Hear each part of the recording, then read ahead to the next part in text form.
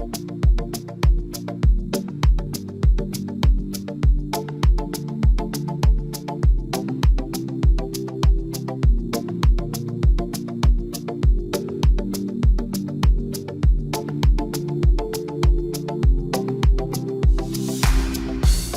Stéphane, ravi de t'accueillir à l'IUT 25 ans après t'avoir diplômé.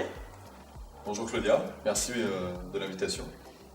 Nous t'invitons aujourd'hui à l'IUT pour te présenter un des parcours du BUT Génie chimique, Génie des procédés, parcours intitulé Conception des procédés et innovation technologique.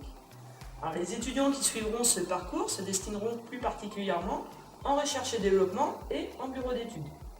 Comme tous les étudiants du BUT Génie chimique, Génie des procédés, ils seront formés au pilotage d'installation, au contrôle qualité des produits et à la conception d'installation. C'est très bien cette nouvelle année, mais les anciens étudiants de DUT avaient déjà tous ces savoir-faire.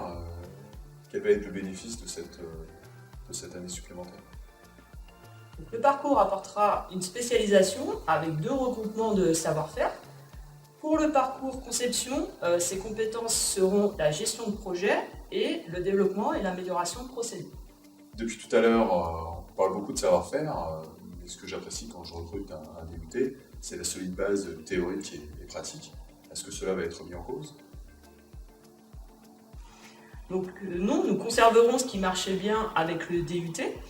L'enseignement fonctionnera avec beaucoup de travaux dirigés, de travaux pratiques et de projets pour aider à assimiler les savoirs théoriques pointus. D'accord, mais du coup, par gestion de projet, vous entendez quoi? Le suivi, le planning, l'assistance au démarrage, la rédaction de documents techniques? Oui, c'est tout à fait ça. Donc, pour la compétence développement et amélioration de procédés, nous évoquons surtout le travail sur les campagnes d'essai, la modélisation, l'optimisation et l'upskilling pour l'industrialisation des procédés innovants. Tout au long de leur carrière, il faudra qu'ils soient très attentifs aux évolutions techniques, ça demande beaucoup de curiosité.